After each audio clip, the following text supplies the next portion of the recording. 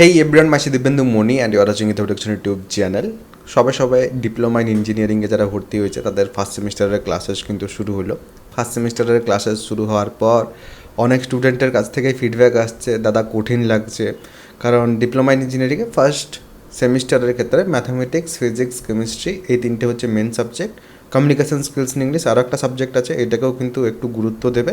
এমন নয় যে এই সাবজেক্টটা নেই এরকমভাবে ভেবে চললে এবং লাস্টের দিকে যেভাবে পড়ছে এরকম করলে কিন্তু হবে না। তো এখন ম্যাথামেটিক্স, ফিজিক্স, কেমিস্ট্রি এই তিনটে সাবজেক্ট স্টুডেন্টদের একটু কঠিন লাগে।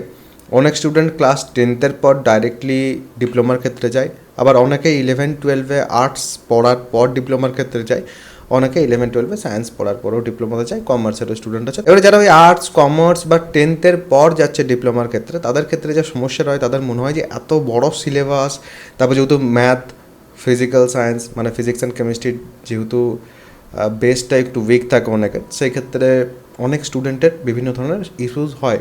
তো সেই কারণে আজকের এই যে ভিডিও সেটা বানাচ্ছি। এবারে বিষয় হচ্ছে তাহলে কী করবে অ্যাট প্রেজেন্ট, সেটাই তোমাদের জানার। তো দেখো, প্রথমত তোমাদেরকে যেটা করতে হবে সেটা হচ্ছে প্রথমেই আমাদেরকে দেখতে হবে যে আমাদের বেসিক কীরকম আছে। যা যা দেখছো, যেমন ধরো ম্যাথামেটিক্স নিয়ে আমি এক্সাম্পল নিয়ে তোমাদের বলছি। ম্যাথামেটিক্সের ক্ষেত্রে প্রথমত দেখো তোমাদের লগারিদম দিয়ে শুরু হচ্ছে, তারপর কমপ্লেক্স নাম্বার এটসেট্রা আছে, সেগুলোর ক্ষেত্রে তোমাদের এর আগে তো বেসিক নলেজ খুব একটা থাকবে না। প্রথমত লগারিদম আছে, নেক্সট হচ্ছে ত্রিকোণমিতি। এই দুটো ভালো করে 9th and 10th লেভেলে তোমাদের ঠিক আছে কিনা প্রথমত দেখো।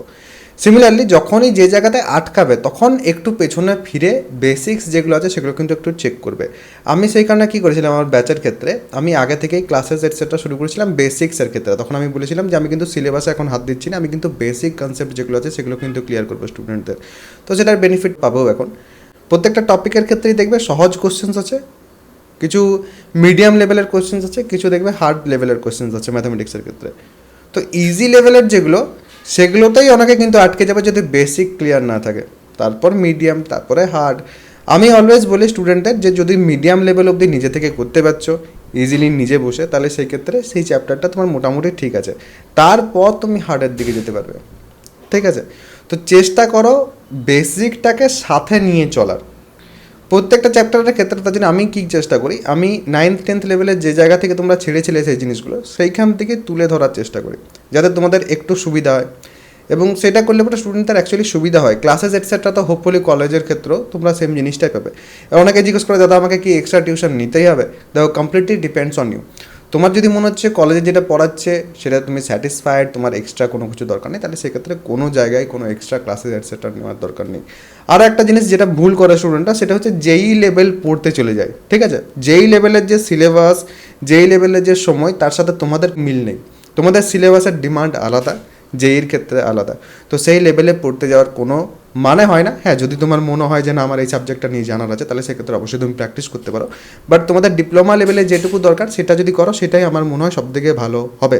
তো অবশ্যই সেটা কিন্তু করো। এবারে নেক্সট প্রশ্ন হবে যে দাদা ব্যাচের ক্ষেত্রে কি আমরা যেতে পারি? ব্যাচের ক্ষেত্রে চাইলে তোমরা আসতেই পারো। ব্যাচে আমি নিজে পড়াই, তার সাথে আরও যে দুজন পড়াচ্ছে তার মধ্যে একজন কিন্তু এই বছর যাদবপুর থেকে এমটেক পাস আউট হচ্ছে, এবং আরেকজন যে সে কিন্তু সিভিল ইঞ্জিনিয়ার। দুজনে কিন্তু অনেক দিন ধরে পড়াচ্ছে, আমরা তিনজনই কিন্তু সেখানে পড়াই। জয়েন হতে নিচে দেখবে ডেসক্রিপশন, পিন কমেন্ট দু জায়গাতে কিন্তু আমার অ্যাপের লিঙ্ক দেওয়া আছে, সেখান থেকে অ্যাপটাকে ইনস্টল করবে, দেন কোর্সের সেকশনে যাবে। কোর্সের সেকশনে যাওয়ার পর ফার্স্ট সেমিস্টারের যে ব্যাচ সেখানে যাবে, সেখানে ওয়ান টাইম পেমেন্ট করলে তোমরা কিন্তু ব্যাচের মধ্যে জয়েন হয়ে যেতে পারবে। তো যাদের জয়েন হওয়ার আছে অবশ্যই কিন্তু জয়েন হতে পারবে।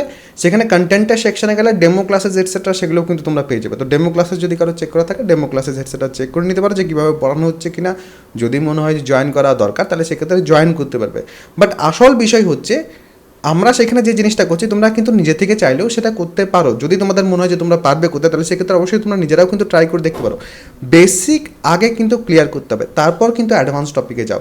এই জিনিসটা অনেকে কিন্তু না বুঝে কী করে না, যেরকমভাবে চলছে সব কিছু সেরকমভাবে চালাতে চায়, এবং তারপর যখন দেখে আমি বুঝতে পারছি না বা বুঝতে যখন অসুবিধা হয়, তারপর অনেককেই দেখেছি আমি ইভেন তারা ডিপ্লোমাটাই ছেড়ে দেয়।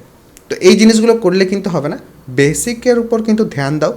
ইভেন আমরা অনেক সময় দেখেছি পরীক্ষাতে বেসিক কোশ্চেন্স আছে অনেক, এবং সেই যে বেসিক কোশ্চেন্স আছে সেগুলো আমি ব্যাচের মধ্যে, সেই কারণে আমি নিজেও চেষ্টা করেছি বেসিক, যে এত বেসিক কোশ্চেনও কিন্তু আসে, তো ভয় পাওয়ার কিন্তু কোনো কিছু নেই। তো সেই কনফিডেন্স নিজেদেরকে রাখতে হবে, কনফিডেন্স রেখে আস্তে আস্তে আস্তে আস্তে কিন্তু এগোতে হবে। তাহলে সেক্ষেত্রে দেখবে যে কঠিন জিনিসগুলো তারপর আর কঠিন লাগছে না, কঠিন জিনিসগুলোও তুলনামূলকভাবে কিন্তু সহজ লাগে তারপর।